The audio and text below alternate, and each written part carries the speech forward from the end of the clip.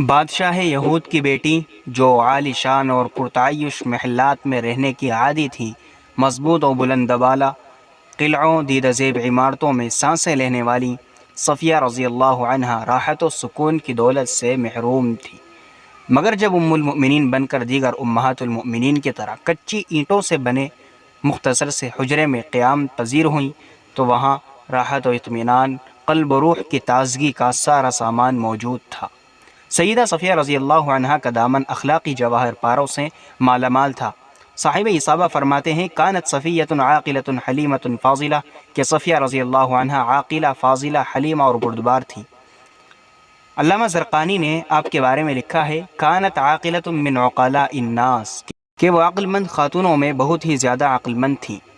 اسی طرح علامہ ذہبی آپ کے اوصاف بیان کرتے ہوئے لکھتے ہیں کانت شریفۃ عاقلۃ ذات حسب و جمال و دین و کانت ذات حلم و وقار، کہ صفیہ رضی اللہ عنہ شریفہ، عقل مند، خاندانی، خوبصورت، دیندار، بردبار اور باوقار خاتون تھیں۔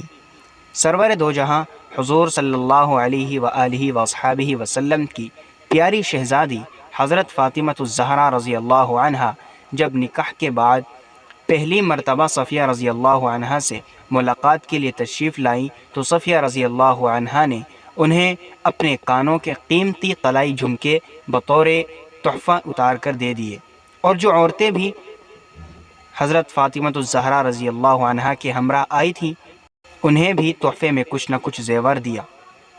سیدہ عائشہ صدیقہ رضی اللہ عنہا فرماتی ہیں کہ عمدہ اور مزیدار کھانا تیار کرنے میں نے صفیہ سے بڑھ کر کسی عورت کو نہیں دیکھا۔ جب حضور علیہ الصلوۃ والسلام دوسرے ازواج مطہرات کے پاس ہوتے تو حضرت صفیہ رضی اللہ عنہا لذیذ کھانے تیار کر کے بطور ہدیہ ان کے پاس بھیج دیا کرتی تھی۔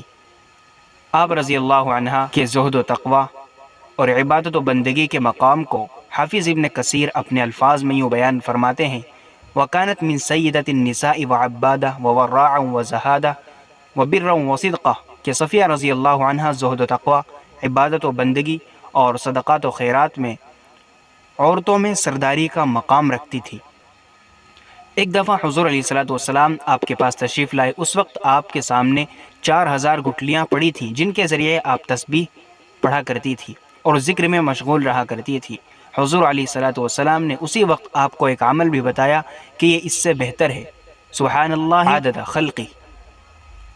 حضور علیہ الصلوۃ والسلام سے صفیہ رضی اللہ عنہا کی محبت کا واقعہ مورخین نے لکھا ہے کہ جب سرور کائنات نبی کریم صلی اللہ علیہ وسلم مرض الوفات میں سیدہ عائشہ صدیقہ رضی اللہ عنہا کے حجرے میں اقامت گزین ہوئے تو تمام ازواج خدمت و عیادت کی غرض سے وہیں تشریف لاتی۔ ایک دفعہ آپ بیماری کی شدت کی وجہ سے بے چین و بے قرار تھے تو یہ حالت دیکھ کر ام المؤمنین حضرت صفیہ رضی اللہ عنہا سے برداشت نہ ہو سکا اور بے ساختہ نہایت حسرت و غم میں پکار اٹھی اما واللہ یا نبی اللہ لوددت ان الذی بک بی، یا رسول اللہ کاش یہ تکلیف آپ کے بجائے مجھے ہو جاتی۔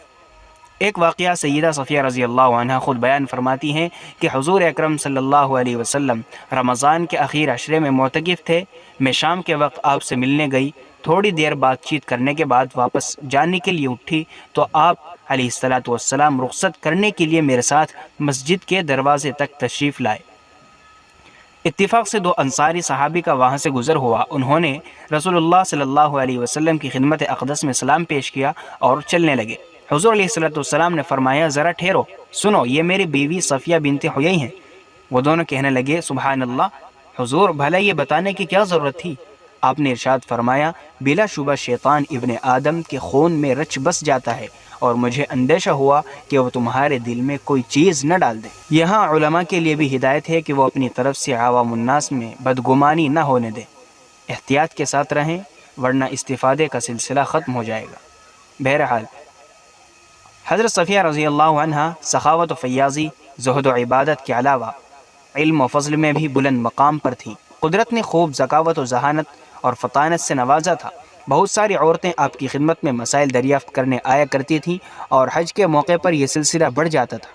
دوسرے ملکوں سے سفر حج کے لیے آنے والی عورتیں آپ کی خدمت میں مسائل کی توضیح اور تشریح کے لیے حاضر ہوا کرتی تھیں۔ شافع محشر حضور پرنور صلی اللہ علیہ وسلم سے آپ نے 9 یا 10 احادیث روایت کی ہیں۔